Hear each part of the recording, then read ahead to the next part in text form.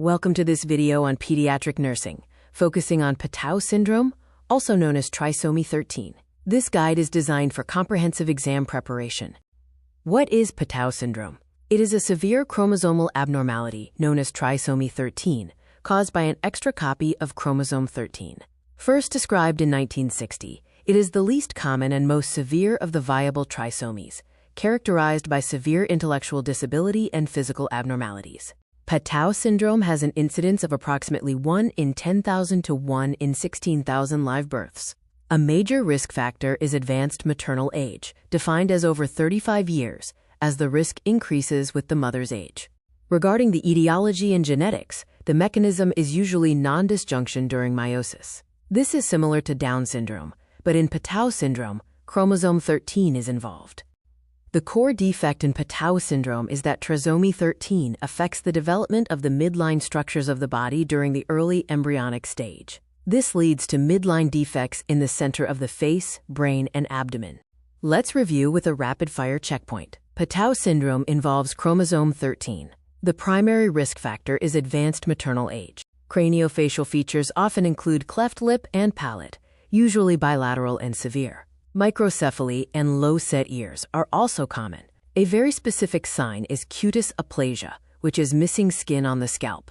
Ocular features are a key exam focus. They include microphthalmia, which is abnormally small eyes, or anophthalmia, the absence of one or both eyes. Rarer conditions like cyclopia and coloboma, or a hole in the iris, may also occur. Regarding extremities, polydactyly or extra fingers or toes is a hallmark feature, usually post-axial. Other findings include rocker bottom feet, clenched hands, and hyperconvex fingernails.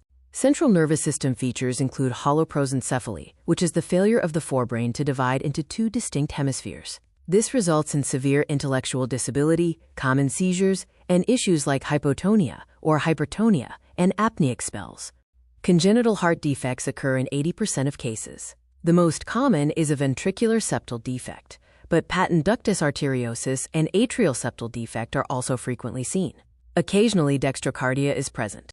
Abdominal features include omphalocele, which is the protrusion of abdominal organs through the umbilicus, and various hernias. Renal issues include polycystic kidneys and hydronephrosis. Cutis aplasia congenita is a diagnostic clue, strongly differentiating trisomy 13 from trisomy 18. It is the congenital absence of skin, typically on the scalp, looking like a punched-out ulcer. A useful mnemonic for Patau is provided here.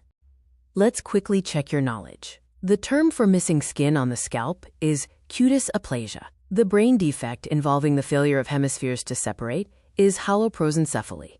Prenatal diagnosis often involves ultrasound to detect features like holoprosencephaly or polydactyly. Confirmatory diagnosis is achieved through karyotyping via amniocentesis or chorionic villus sampling. Screening tests like NIPT are also available. Postnatal diagnosis begins with a clinical examination based on physical features. The gold standard is karyotyping, a blood test that confirms 3 copies of chromosome 13. Additional tests include heart, brain, and renal imaging. Imaging findings may include a monoventricle and fused thalami in cranial imaging. Abdominal USG can reveal polycystic kidneys and omphalocele, while X-rays show extra digits. This slide provides a comparison of the 3 common trisomies, Down syndrome, Edwards syndrome, and Patau syndrome, highlighting key differentiating features. Let's review again. Karyotyping is the test that confirms the diagnosis. Clenched hands are more specific to trisomy 18, or Edwards syndrome. Nursing management focuses on palliative and supportive care, as the condition is often fatal in infancy. Key principles include airway management, feeding support, infection prevention, and skincare. Airway and breathing is priority 1. Infants need apnea monitoring and elevated head positioning to prevent aspiration. Regular suctioning is necessary, and monitor for cyanosis. Feeding challenges are priority 2 due to cleft lip and palate. Interventions include using special nipples, feeding in an upright position, frequent burping, or potentially NG tube feeding. Priority 3 involves skin and defect care.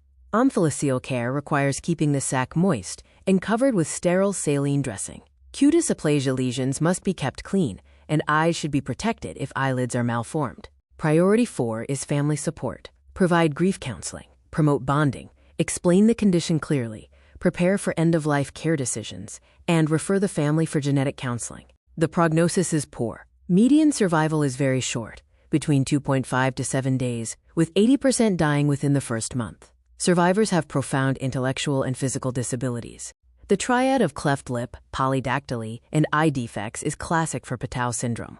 A newborn presenting with these features most likely has trisomy 13.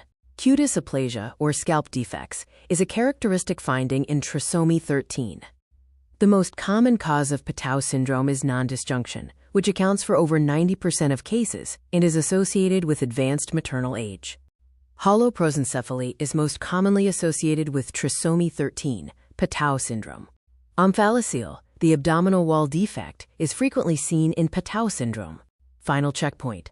The median survival time for Patau syndrome is less than 1 week. The condition is not curable and requires palliative care. Here is a final revision using the P mnemonic to remember the key features of Patau syndrome, including trisomy 13, polydactyly, and poor prognosis.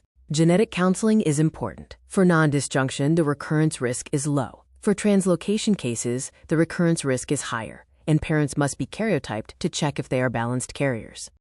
Key nursing diagnoses involve issues related to ineffective airway clearance, imbalanced nutrition, risk for infection from skin defects, and compromised family coping related to the fatal condition. In summary, Patau syndrome is trisomy 13, caused by non-disjunction.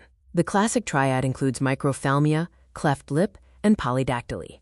Prognosis is very poor, and management is supportive care. Thank you for watching this video. Keep learning and growing. Best of luck with your exams.